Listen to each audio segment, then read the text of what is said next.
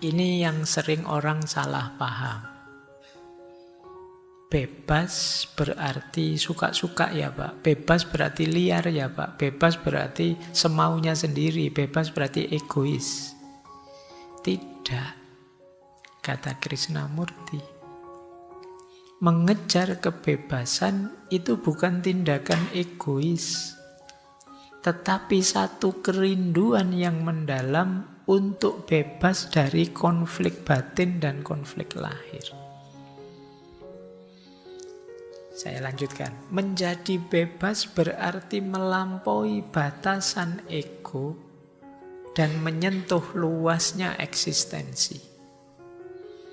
Menjadi bebas, untuk benar-benar bebas, seseorang harus melampaui batas-batas dirinya yang terbatas dan merangkul seluruh umat manusia.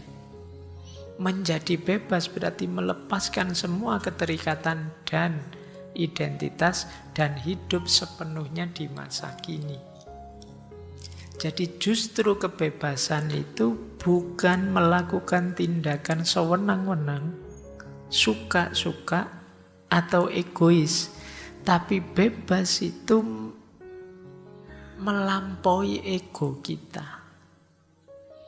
Kalau kita masih terpenjara oleh ego kita, ya sebenarnya ya kita masih belum bebas.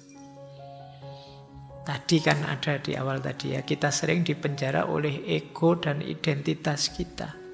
Bayangan ideal kita tentang diri kita, yang itu membelenggu kita. Terus jadi tidak berkembang hidup kita karena terpenjara ego. Justru kebebasan itu, orang bebas sejati melampaui ego. Orang menganggap saya tipenya begini, tapi sebenarnya saya tidak hanya begitu sih. Cobalah saya lakukan yang tidak sekedar itu. Ini namanya kita bisa melampaui ego. Jadi ada orang yang terlalu kuat memegangi identitas dirinya, sifat pokoknya saya harus begini, saya harus begitu, tidak melihat situasi, akhirnya menyulitkan dirinya sendiri. Itulah ego.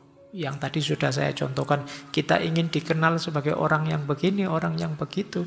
Pak, saya terlanjur kubur sana ya Pak. Oh, saya terlanjur ada di kelompok ini yang kontra ya Pak. Berarti saya harus kontra terus ini. Ini jebakan identitas. Itulah yang disebut ego. Tidak bisa Pak, saya selama ini sudah postingan saya ngeritik terus ya. Masa ganti mendukung? Tidak bisa lah, ya tetap harus kritik Pak. Nah, ini yang disebut ego. Melampaui ego itu, iya sih selama ini saya ngeritik, tapi untuk yang ini saya harus mendukung dan memuji ini. Meskipun kapan-kapan kalau ada yang tidak beres tak kritik lagi. Inilah orang yang bisa melampaui egonya. Tapi kalau kalian terjebak, ya seperti tadi, oh saya kan sudah dikenal sebagai kritikus Pak, jadi ada apa saja tak kritisi. Itu kamu menjebak dirimu sendiri. Disitulah ego. Dan kebebasan pasti bukan itu. Jadi kalau orang bebas kok sewenang-wenang egois, dia salah paham terhadap makna kebebasan itu. Justru kebebasan itu menuntut kita melampaui ego. Untuk tidak nyari enaknya sendiri, nyari senangnya sendiri. Atau terjebak dalam identitas-identitas.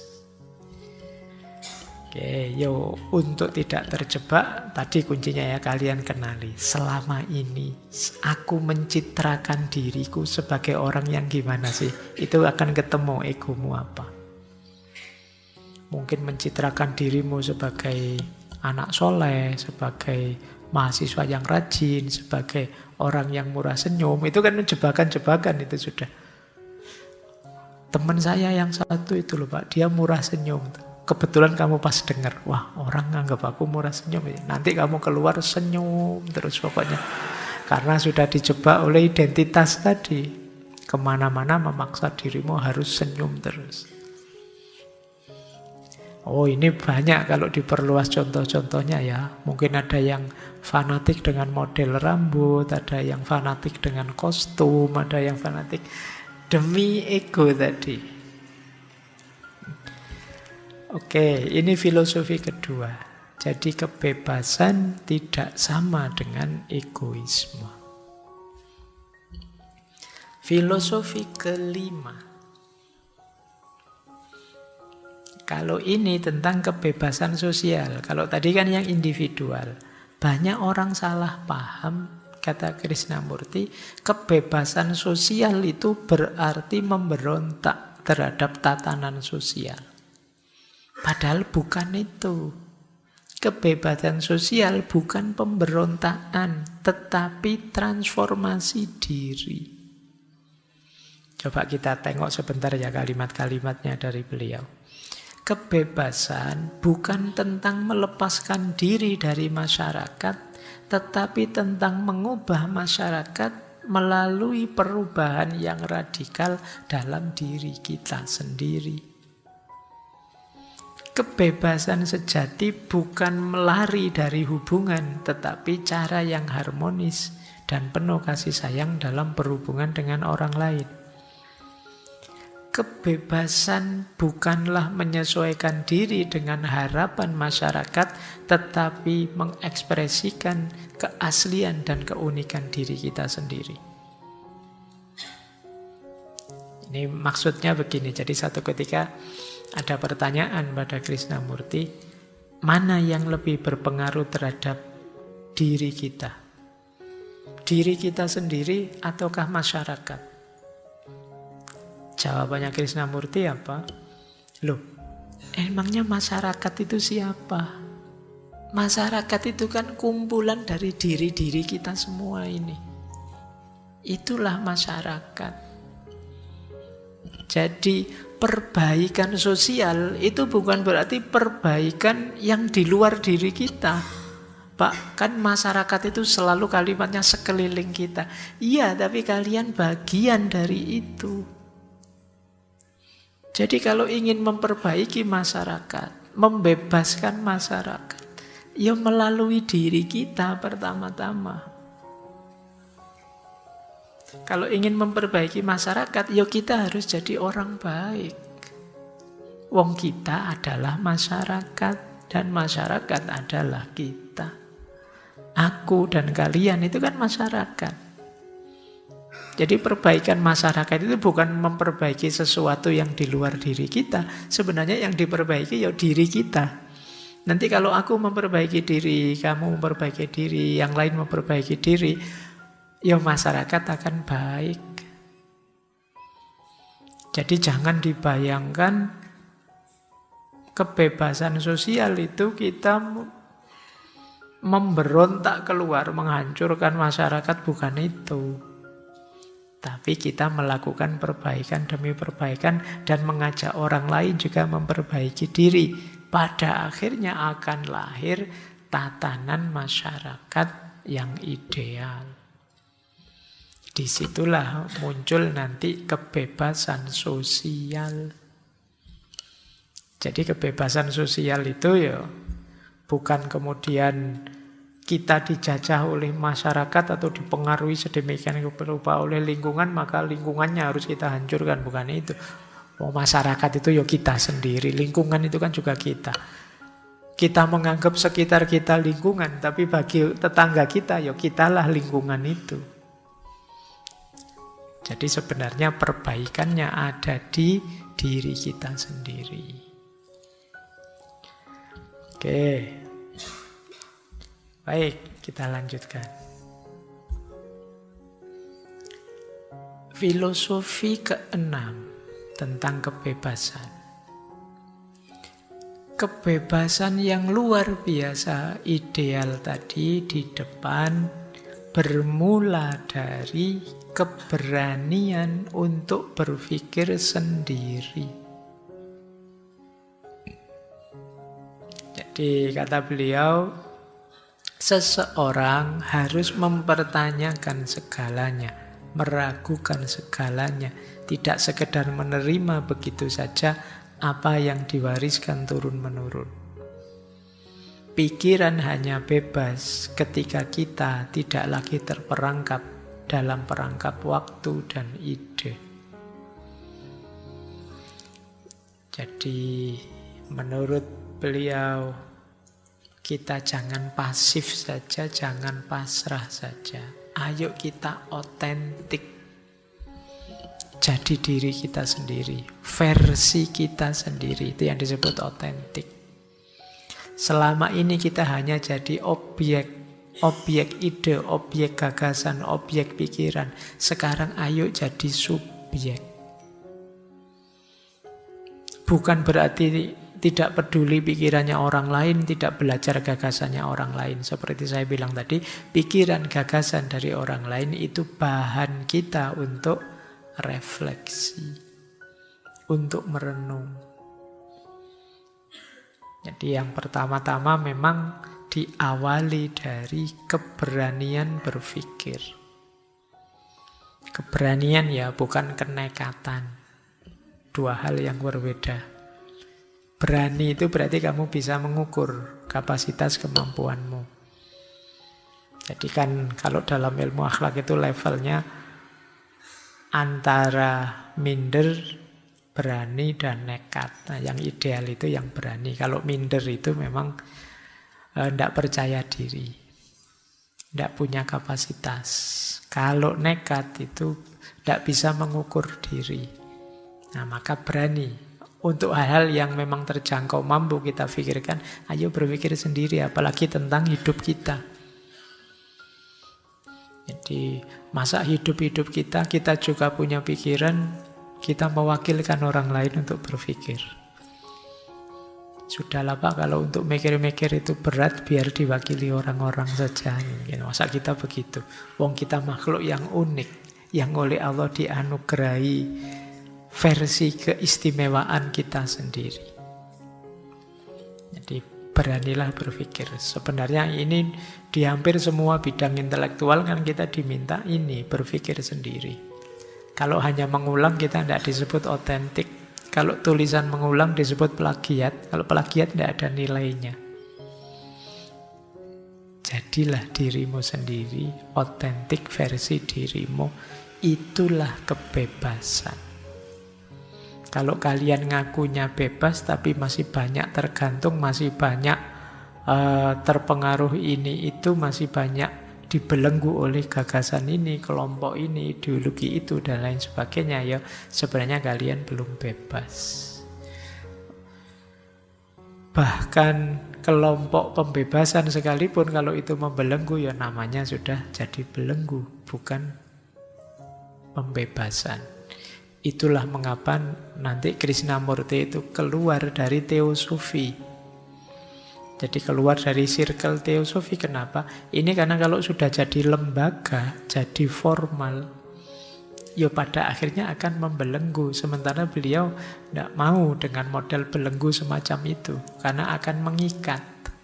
Kalau sudah mengikat, menghalangi kebebasan. Makanya beliau lebih suka ceramah saja kemana-mana lintas benua untuk mengajarkan materi-materi semacam ini. Tidak mau diikat oleh lembaga apapun, ide gagasan siapapun. Baik, kita lanjutkan. Masih kuatkah?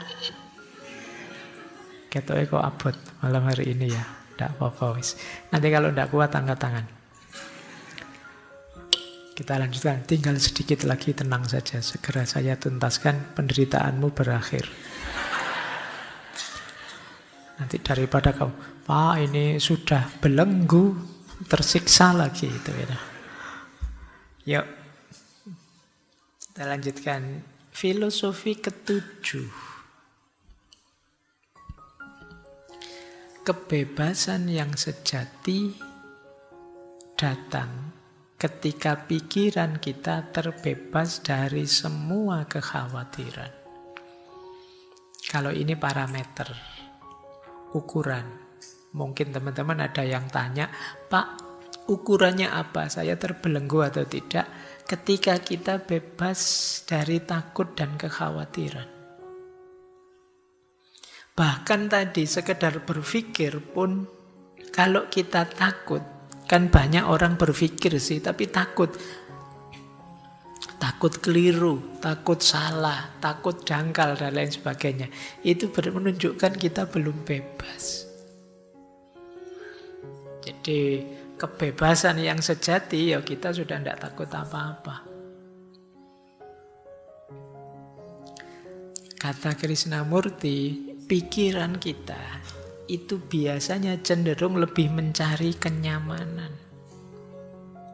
Sehingga sering mengeluarkan warning-warning yang menakutkan untuk biar kita tidak kehilangan kenyamanan. Pikiran kita kadang tricky, kadang mendistorsi ini, mendistorsi itu biar nyaman. Kadang-kadang untuk hal-hal yang jelas keliru, sekalipun pikiran kita tidak apa-apa keliru, biasa saja. Sebenarnya itu tidak keliru kok, cuma meleset sedikit. Itu pikiran sering begitu. Dalam rangka apa? Biar kita nyaman. Jadi akhirnya apa? Kita tidak bebas.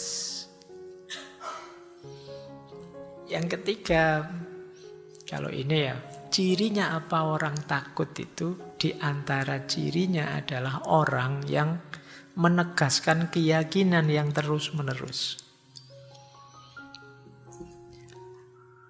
Orang yang sudah mantap, sudah yakin, itu dia tidak perlu ditegas-tegaskan lagi apa yang dia yakini, apa yang dia ketahui.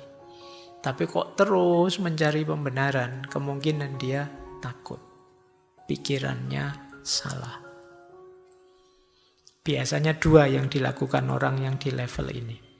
Dia berusaha terus-menerus menunjukkan dirinya benar, atau berusaha terus-menerus menunjukkan yang berbeda dengan dirinya salah.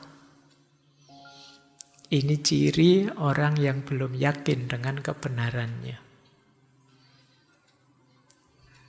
Orang yang sudah yakin, terserah kamu mau apa saja, terserah ada pengaruh apa saja, saya mantap yakin ini benar.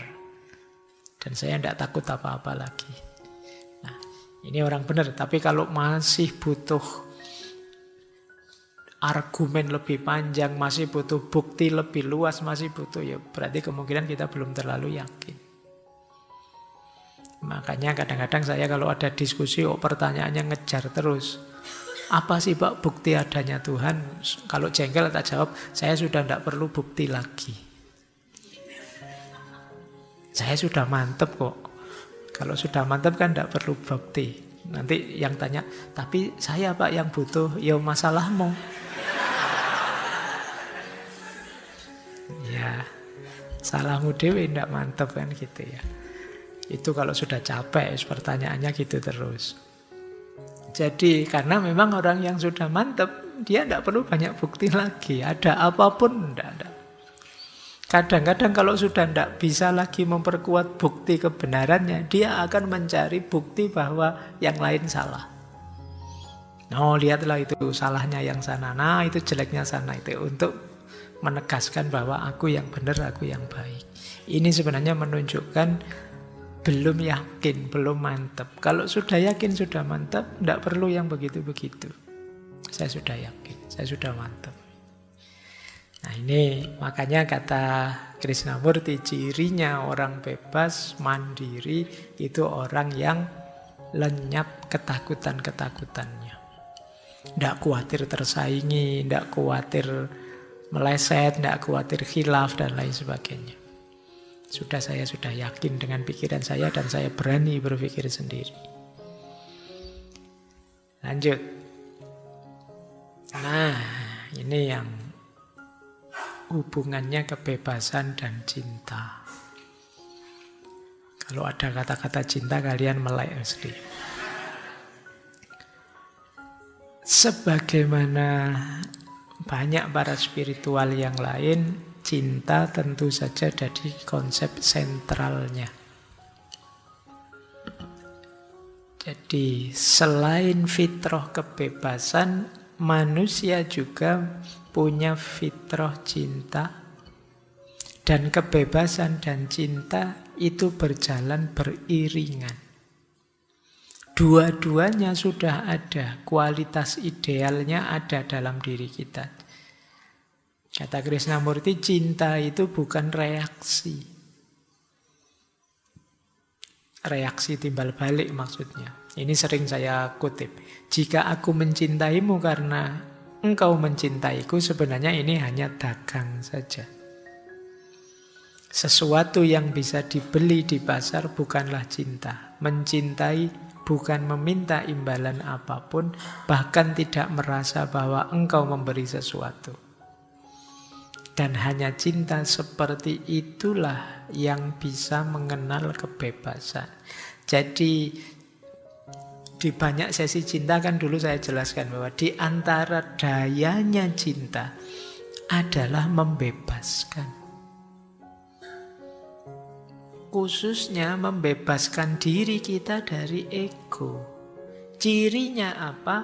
Kita tidak lagi memikirkan terlalu dalam kepentingan, kesenangan, kebutuhan kita. Tapi fokusnya bergeser pada yang kita cintai. Ini yang disebut cinta membebaskan kita dari belenggu ego. Kalau masih ada pamrihnya, kata Krishnamurti, bahkan seperti orang ke pasar. Saya ngasih apa, dia harusnya ngasih apa. Kamu sudah tiap hari tak anterin loh, mbok yo, itu berarti masih ada yang dituntut, masih ada yang diminta. Kalau seperti ini belum cinta, kalau seperti ini belum membebaskan. Cinta hanya jadi alat untuk melampiaskan ego. Harusnya cinta membebaskan manusia dari egonya. Dia tidak mikir aku lagi, sudah yang dipikir yang dicintai saja sudah. Loh kalau begitu orang yang mencintai itu tidak peduli dirinya Pak, tidak makan, tidak mandi, tidak apa. Tidak, justru orang yang mencintai itu akan sangat peduli dengan dirinya, biar dirinya tambah hebat, tambah berkualitas. Kalau saya tambah hebat, tambah berkualitas, aku bisa memberi yang lebih baik pada yang aku cintai. Jadi aku membuat diriku naik kelas setinggi-tingginya, tapi tidak untuk diriku, biar aku bisa memberi kontribusi yang lebih besar untuk yang aku cintai. Jadi selama ini mungkin teman-teman salah paham, dianggap cinta itu pengorbanan. Jadi biarlah yang saya cintai, yang makan enak, yang saya tidak usah makan, saya puasa saja, saya sampai kamu sakit-sakitan. Loh kalau kamu sakit beneran, kamu tidak bisa memberi apa-apa lagi pada yang kamu cintai. Nanti dia nyari yang lain. Jadi ya kamu tetap, karena cintamu kamu harus ngupgrade dirimu setinggi mungkin. Alasannya cinta demi dia. Kalau saya tambah pinter Pak, tambah hebat Pak, tambah luar biasa Pak. Bukankah tambah luar biasa juga yang aku berikan pada yang aku cintai. Jadi menaklukkan ego sekaligus meningkatkan kualitas diri, sekaligus membahagiakan yang lain. Itu dasarnya cinta. Makanya cinta punya daya membebaskan yang luar biasa. Sayangnya, kata Krishnamurti, belakangan yang namanya cinta itu sering lenyap dari bahan pertimbangan keputusan. Kalau saya ngomong cinta itu mungkin teman-teman di kepalanya rasanya ini hanya urusan-urusan pacaran, urusan-urusan itu saja. Jarang cinta itu jadi pertimbangan khusus untuk keputusan. Dan ini yang diprihatinkan oleh Krishnamurti dalam peradaban manusia hari ini. Kamu milih jurusan kuliah, kamu milih judul skripsi, kamu milih apa, itu kan tidak pernah ada konsideran cinta di situ. Saya pilih judul ini Pak karena cintaku pada orang tua, cintaku pada pasanganku. Meskipun disebut tapi kan tidak pernah jadi bahan pertimbangan beneran untuk keputusan-keputusanmu. Jadi keputusan ini atas pertimbangan. Jadi jarang begitu. Makanya itu di situ ada kalimat, ketika aku memahami diriku sendiri, aku memahamimu, dan dari pemahaman itu muncullah cinta. Ketika cinta hilang, ada kekurangan kasih sayang, kekurangan kehangatan dalam hubungan. Dan karena kita kekurangan cinta, ya kelembutan itu, kemurah hatian itu, dan belas kasihan itu dalam hubungan hilang. Kita kemudian melarikan diri dalam aksi sosial, aksi massal yang menghasilkan kebingungan lebih lanjut, kesengsaraan lebih lanjut. Kita penuhi hati kita dengan beragam pola untuk reformasi dunia dan tidak melirik sedikit pun satu faktor penting penyelesai itu, yaitu cinta. Ada banyak pola-pola menyelesaikan masalah, tapi kita jarang melirik cinta. Padahal cinta adalah kunci sekaligus hakikatnya adalah kebebasan. Jadi ada banyak ya, ada berapa tadi?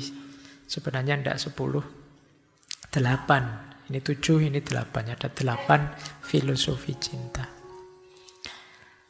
Nah, kalau tadi di bagian awal, ini di bagian paling akhir. Dari buku Freedom from the Now. Tadi malam, hujan telah turun dengan lebatnya. Dan kini mulai cerah. Hari ini baru dan segar. Marilah kita menyongsong hari yang segar itu, seakan-akan ia satu-satunya hari yang ada. Marilah kita memulai perjalanan kita bersama dengan meninggalkan semua kenangan hari kemarin dan mulai memahami diri kita sendiri untuk pertama kalinya.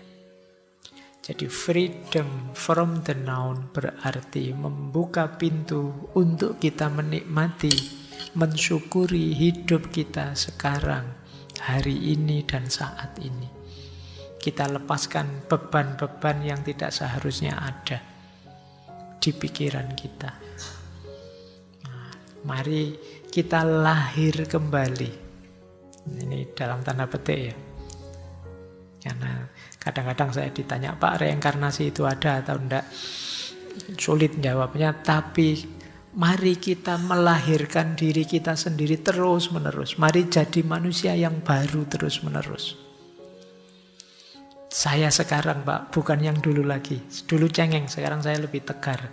Dulu saya agak minder, sekarang saya lebih percaya diri. Ini bahasa saya, kita lahir jadi manusia yang baru, yang terus-menerus. Sehingga kita bisa mensyukuri setiap momen hidup kita. Jadi dari alhamdulillah ke alhamdulillah terus-menerus. Inilah nanti yang membuat kita bahagia. Kita ketemu hakikatnya manusia. Kita ketemu betapa maha kuasanya Allah yang menganugerahkan kebebasan kepada kita, yang jadi jalan kita untuk bahagia. Yang melepaskan kita dari banyak belenggu-belenggu yang tidak perlu dan tidak penting tadi.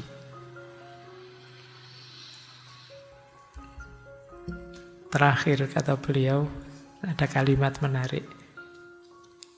Do you know what my secret is? Kamu tahu ndak rahasiaku? Kata beliau, I don't mind what happened. I don't mind what happened itu, kalau diterjemahkan letterek, ya aku tidak peduli. Maksudnya, aku tidak ambil pusing dengan apa saja yang terjadi. Wajar saja kok dunia ini ada naik, ada turun, ada sukses, ada gagal. Ada yang mengecewakan, ada yang menggembirakan. Mari kita nikmati semuanya. Jadi tidak mungkin hidup ini isinya enak terus. Tidak mungkin hidup ini isinya susah terus juga. Akan selalu ada sudut-sudut yang menggembirakan dan ada juga sisi-sisi yang menyedihkan.